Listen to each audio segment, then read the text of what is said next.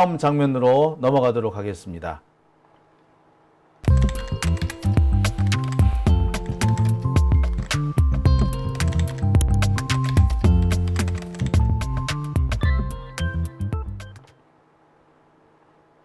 오밤중의 뉴스 함께하고 계십니다.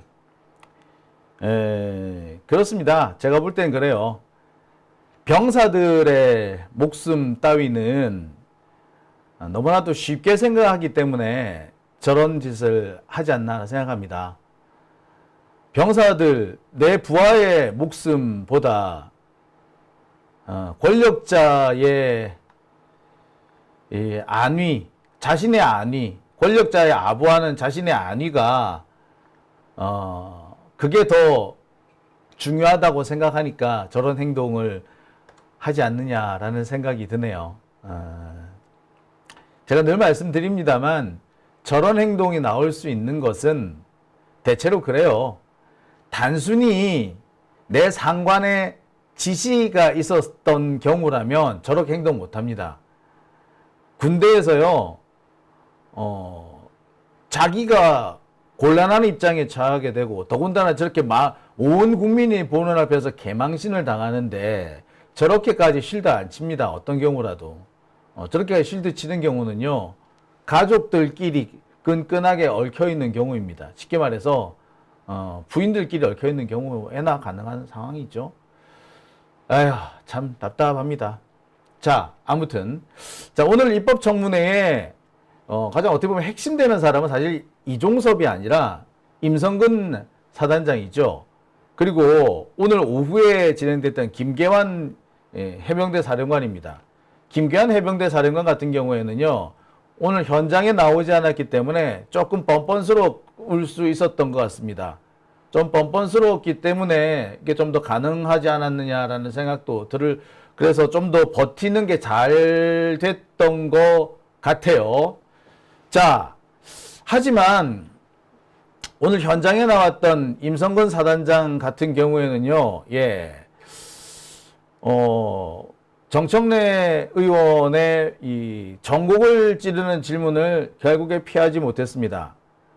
아마 오늘 이 법사위원회 그 질문 가운데 어떻게 보자면 가장 핵심을 찌르는, 전곡을 찌르는 질문을 하나를 고르라고 한다면 이거 같아요. 너 천공하고 무슨 관계니?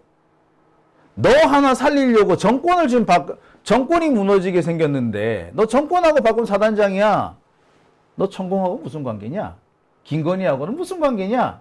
라고 묻는 대목이 아닌가라는 생각이 들어요. 이 대목은 여러분들도 잘 아시겠습니다만 박지원 의원이 시작을 하셨죠. 박지원 의원의 질문에 이어서 이 정청래 의원이 이어 질문을 합니다. 박지원 의원이 아무래도 연세가 좀 있으시다 보니까 옛날같이 이렇게 날카롭게 치고 들어가지는 못하더라고요. 이 양반 요즘에 좀 질문이 좀 재밌어졌습니다. 시작할 때마다 제가 그 유명한 박지원입니다. 라고 하면서 시작을 하죠. 아니, 뭐 그 유명한 박지원인 거 몰라. 그러면서 시작을 하는데 질문이 그거였어요. 오늘 이 청문회는 윤석열 청문회다. 윤석열 청문회인데 정말 이해가 안 가는 거는 니 도대체 뭔데? 기껏 해봤더니 사단장. 기껏 해봤자 너 별 2개잖아. 별 2개밖에 안 되는데 니하고 정권하고 바꿨어. 너 도대체 무슨 관계냐? 천공하고 김건희하고 무슨 관계냐? 라고 합니다. 근데 여기에 임성근이 우물쭈물 대답을 잘 안 하죠. 그리고 질문 시간이 넘어가요. 자, 그러니까 이 질문을 박지원 의원의 뒤를 이어서 우리 이 정청래 의원님이 이어봤습니다. 아까 박지원 의원님께서 제대로 질문을 못 하신 것 같은데 내가 이어서 한번 해보겠다. 너 도대체 무슨 관계냐? 사단장을 구하려고 정권을 날린다. 도대체 왜 그러는 것 같냐? 질문을 합니다. 자, 이게 사실은 오늘 청문회의 핵심이고요. 이것이 청문회로 끝날 것이 아니라 앞으로 특검으로 가야 되는 이유를 가장 잘 설명해 주는 대목이 아닌가라는 생각이 들더라고요. 자, 요 대목에 대한 얘기, 요 대목과 관련된 자료 일단 한번 보시죠. 자, 일단 제가 이 장면 보면서 참 통쾌했거든요. 한번 보시죠. 대단히 표현이 부적절한지 모르겠습니다만은 일개 소장, 사단장한테 이런 관심을 둘 수가 없어요. 이렇게 대통령이 나서서 장관이, 차관이, 공직비서관이 전체가 나가지고 이 난리를 치고 있단 말이에요. 그건 무슨 관계예요? 그러니까 한간에서는 혹시 천공 스승이 무슨 관계가 있냐, 영균하고 관계가 있냐, 이런 낭설이 나오고 있는 거예요.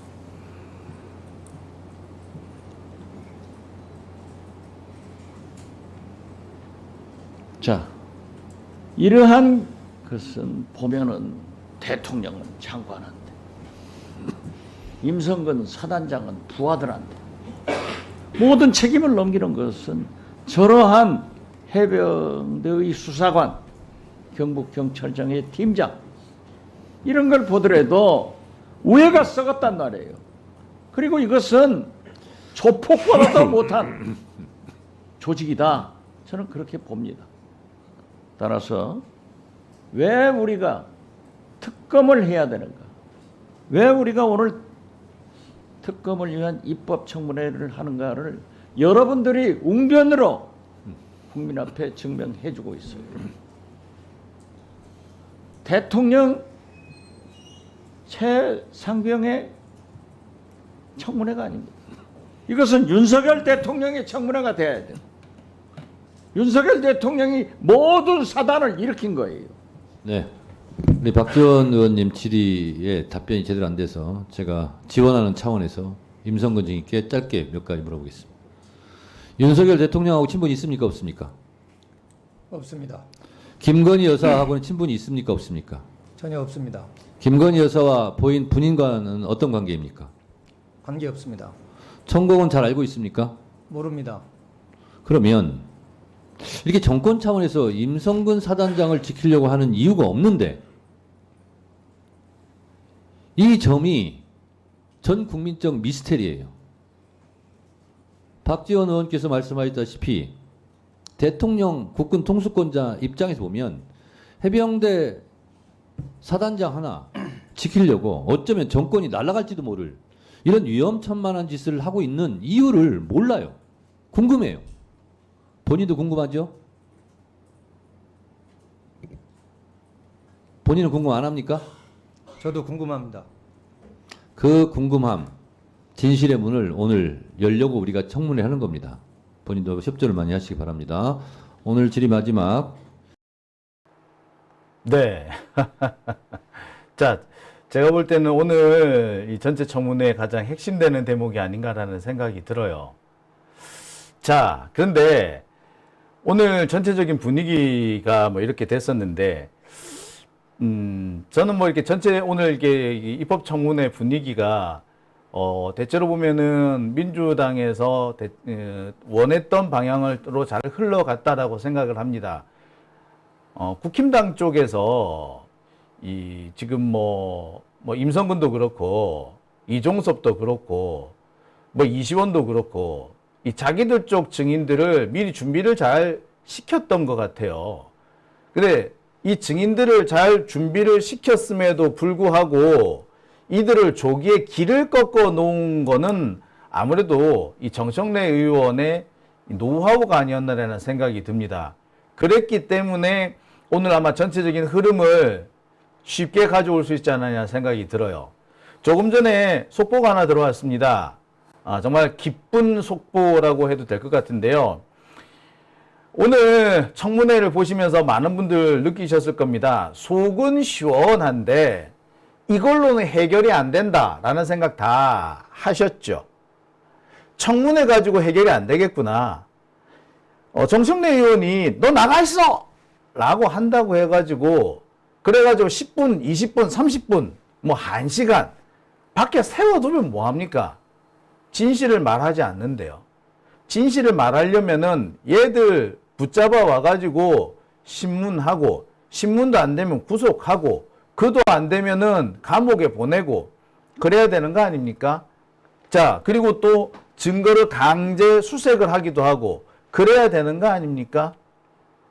그러려면은 어떻게 해야 될까요? 네, 특검을 해야 합니다.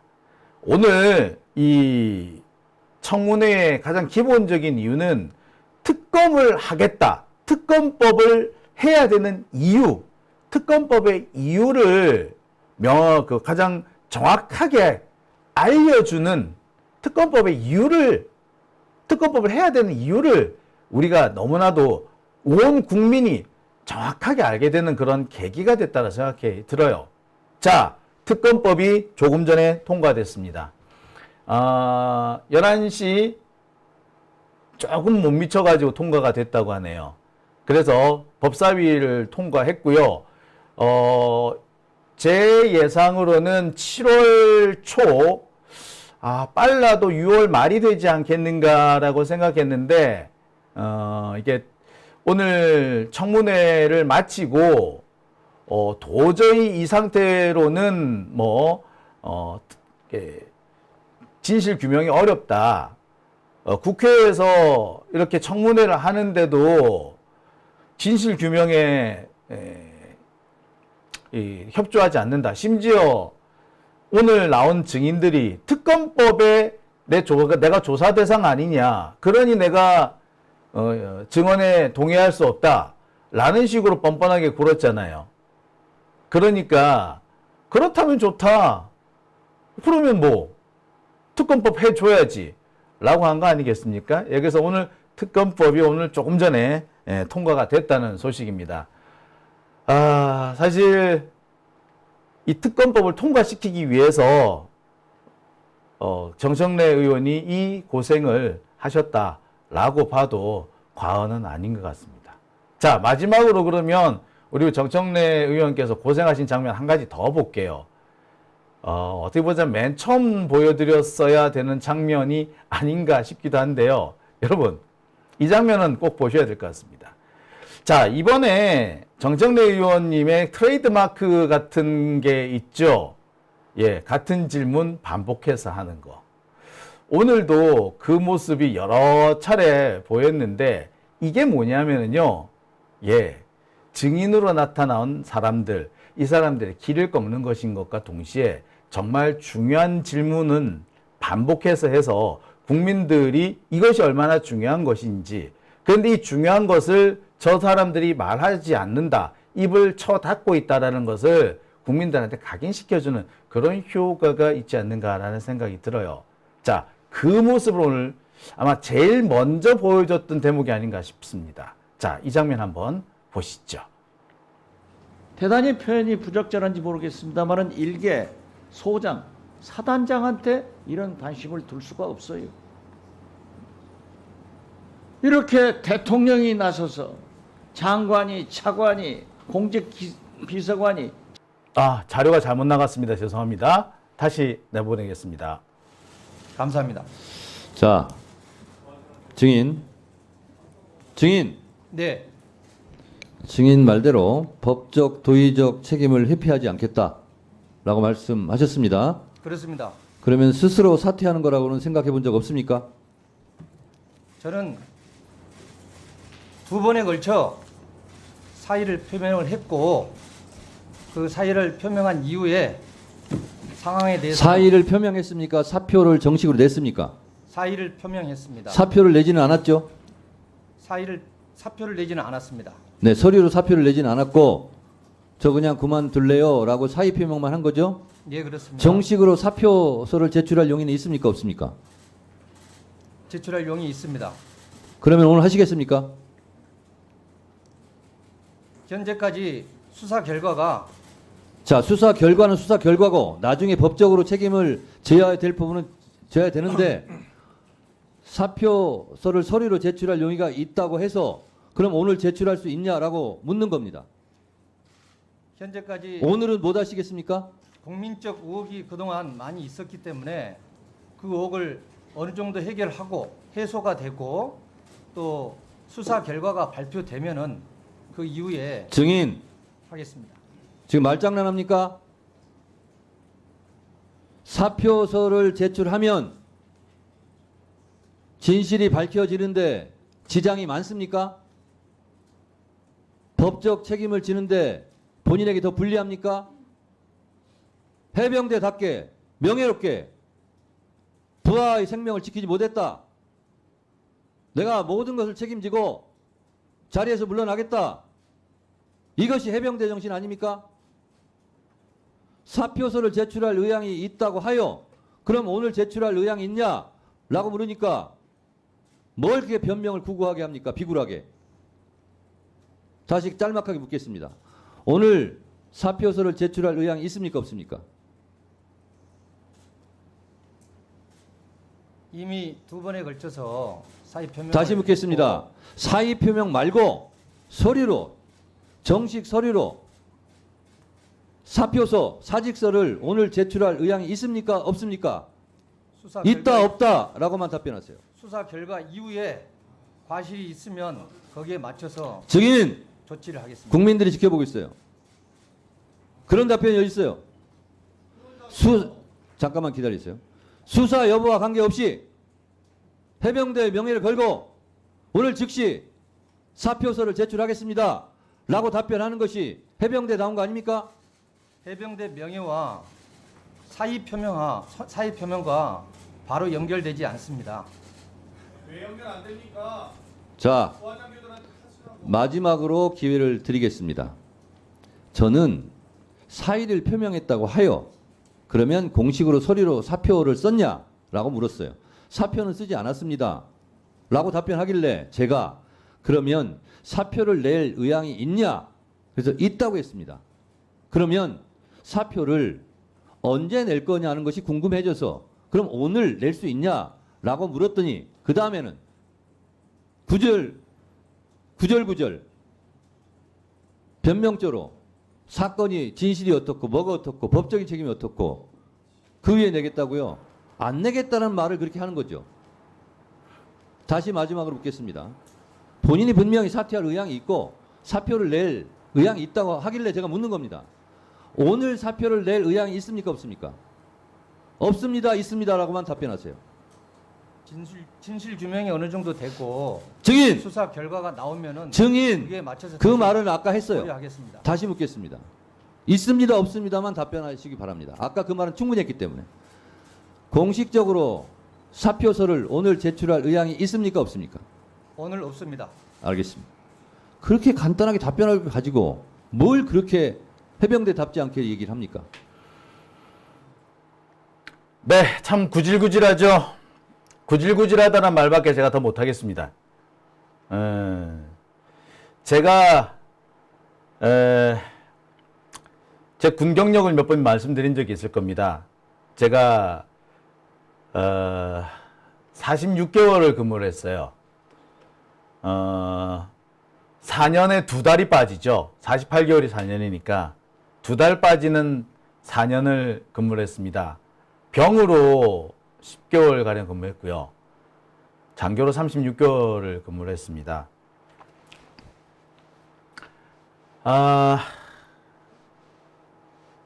제가 그 기간 동안 제가 장교 후보생으로 있는 동안에 그러니까 제가 이제 병으로 근무를 하다가 장교 시험에 합격을 해서 후보생 그 육군 제3사관학교로 이제 갑니다.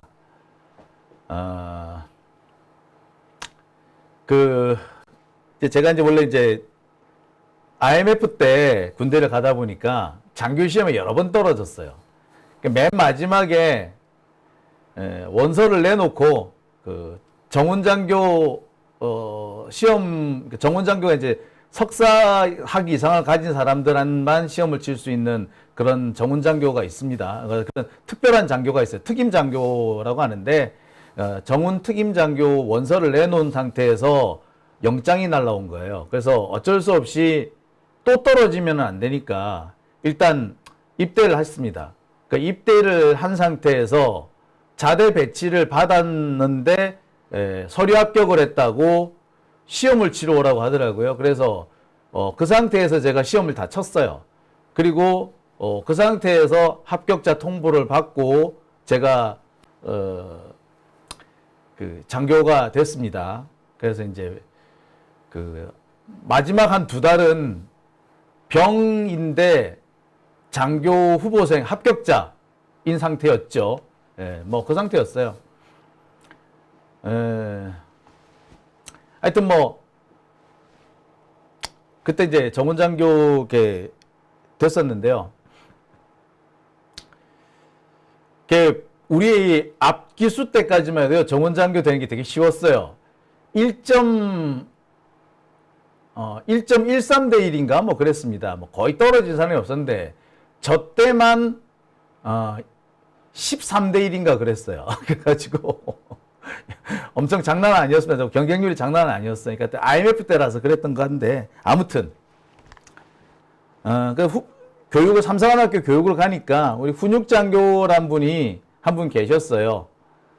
그 훈육장교가 되게 좀 뭐 나름 프라이드가 있는 분이었던 것 같은데 우리가 맨날 조금이라도 실수를 하면은 툭 하면 야단치면서 하는 얘기가 귀관들이 그러고도 장교인가 였어요.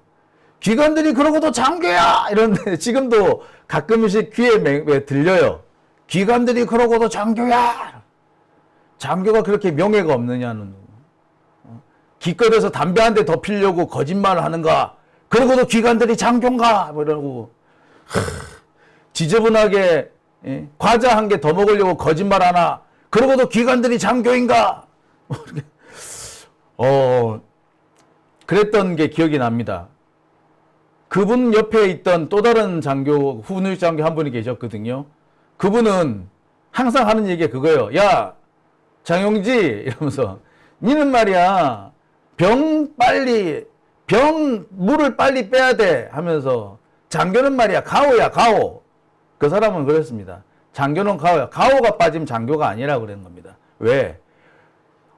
장교가 가진 게 뭐가 있냐? 네가 뭐 니는 머리는 좋지만 이러면서 니는 머리가 좋은지 모르겠으나 병사들 앞에 가오 빠진 짓 하지 마라. 병사들뿐만 아니라 네 후배들, 후임 앞에서 가오 빠진 짓 하지 마라. 가오 빠질 짓 할 것 같으면 접시물에 코 박고 뒤지라 그러더라고요.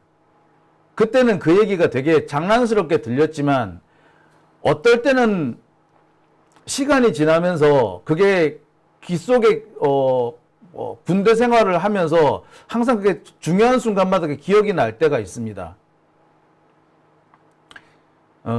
지금 오늘 임성근 사단장을 보면서 제가 드는 생각이 그 두 명이었어요.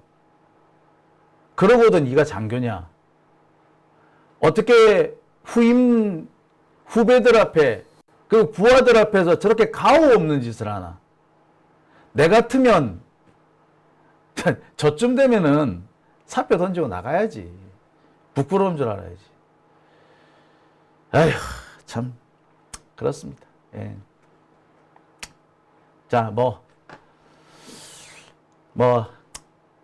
더 얘기하고 싶은데요. 여기까지만 할게요. 네, 오밤중의 뉴스 함께하고 계십니다.